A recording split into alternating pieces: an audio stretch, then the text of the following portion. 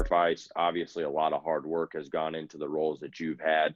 Can you talk about some of the rewarding moments that you've experienced, as a player at Whitewater and then into your role at Boise State and now into your role at Texas Tech? Yeah, I think the biggest thing for me, as far as a reward for me goes, is just seeing players that I've worked with have success. You're with these guys so much throughout the season, in the gym with them, traveling all over the country with them, and just when you see a guy like Derek Alston, for example, he came to Boise State as a walk-on. He was a little string bean, like 170 pounds, and now he's a potential NBA draft pick. Like, just seeing that development, like, it just makes you so happy, and kind of gives you purpose to what's behind all your work. I mean, it's kind of like, you're in the gym with these guys so much, and seeing that progress, from 2 years ago to where he's at now. I mean, that's just so rewarding as a coach.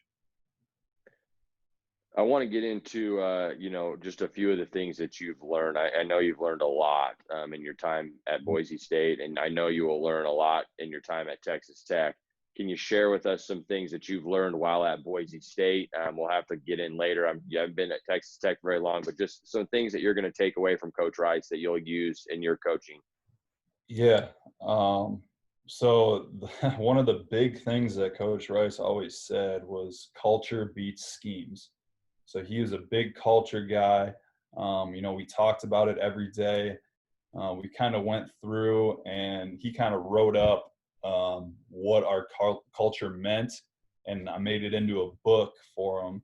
And we kind of presented that book throughout the preseason, and then we held guys accountable for that. So whatever it is, whatever you want your culture to be, I think that's very important for a team, because there's guys coming from all different backgrounds coming together, and you all have a common goal, and it's not easy to get everyone on the same page. And at this level, at the highest level, like, you're getting guys who were the best players on their high school teams, and they're coming in, and they really got to humble themselves, and everyone has to give up something in order to be successful. So just learning about the culture, and how important that is. But that's one statement that stuck with me, is that culture beats schemes, and he always said that. Another thing, I think I touched on it a little bit before, is just being a star in your role. If you're a manager, GA, ops guy, assistant, head coach, whatever, if you're wiping the floor, or if you're putting shoelaces into the shoes, like, just be a star in your role, and take pride in that. Because, the little task that you do to the fullest, the coaches will see that, and then they're going to be like, okay, I trust him a little bit more, so I'm going to give him a little bit more, and now a little bit more, and now a little bit more, and you just keep building that trust with them. And that's one thing that I respect Coach Rice for, is that's how he grew up in the business, is just taking those small tasks, and just being a star in those roles, and just kept getting a little bit more, a little bit more, a little bit more, until he was trusted enough to take on large roles. So I've taken that with me too. And then the last thing, I touched on it again, is just the importance of relationships. Relationships are everything. Like I said before, just treating everyone with respect. Coach Rice was great with that. He was able to relate to, like I said, managers to assistant coaches and players. He was unbelievable with relating to everyone. Just a great guy, and really taught me that relationships are everything, and very important in this business. You talked about culture. Obviously, it sounds like Coach Rice, and he's a former Oregon guy. However, he's taught you a lot about culture. My guess, and I'm looking forward to talking to you in 6 months to a year about the stuff that you learned from Coach Beard from a culture standpoint. Because from what I know, his culture down there is pretty unmatched, and that's why they've had the success that they've had, along with great talent on that roster. if I'm someone trying to break into this industry, someone maybe finishing up my coaching career or my playing career, trying to get into coaching, or someone who may be on the high school side wanting to transition over to the college side, what do I need to do to put my best foot forward to try to get in at the college level? I just think you have to be different.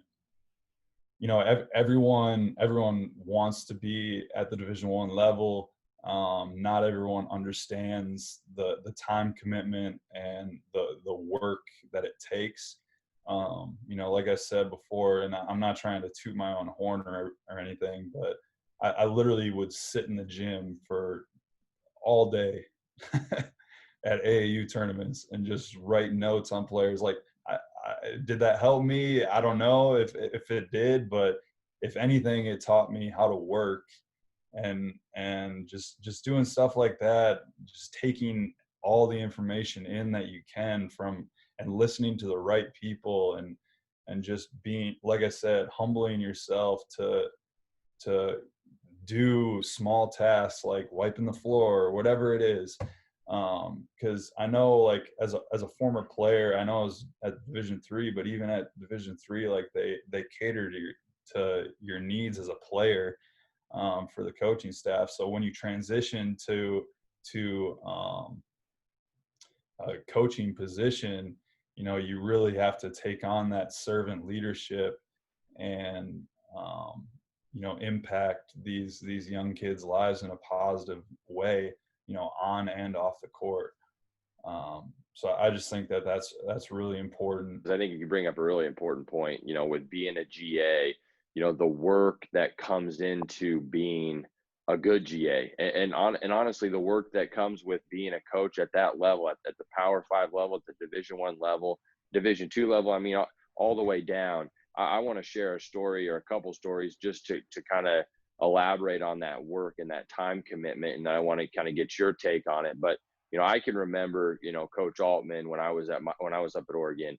He'd work all day, in the office, to practice, and then we'd get in the car and we'd drive up to Portland, or the other GA, Patrick Scully, would drive him up to Portland, and he'd hop on a red eye and he'd fly to the East Coast, and he'd land at 5-6 a.m. and he'd get off the plane and wake up from a nap, I'm sure, and then now he's seeing 3 or 4 guys on the East Coast before he hits a plane at 11 o'clock at night and flies back to Oregon, and he's landing about midnight, 12:30, and now he's driving back to Eugene, and he's at the office again there at 8 a.m.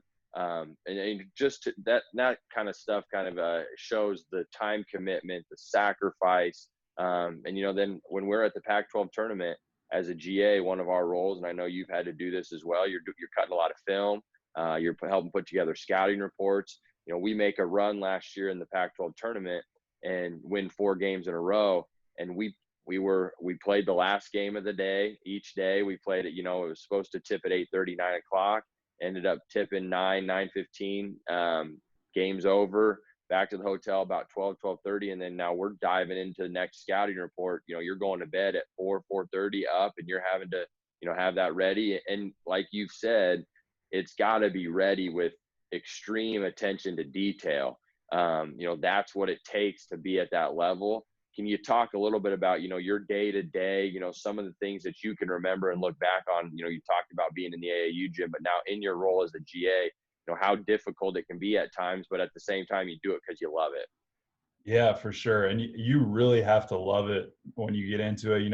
Everyone sees, like, you're on ESPN and you got all this sweet gear and all the glitz and the glamour of Division I athletics, but they don't understand, like, the work you have to do. And like you said, there's a lot of sleepless nights and a lot of times where you want to go and hang out with some buddies or go out and do something, but you can't because you have work to do, and, especially during the season.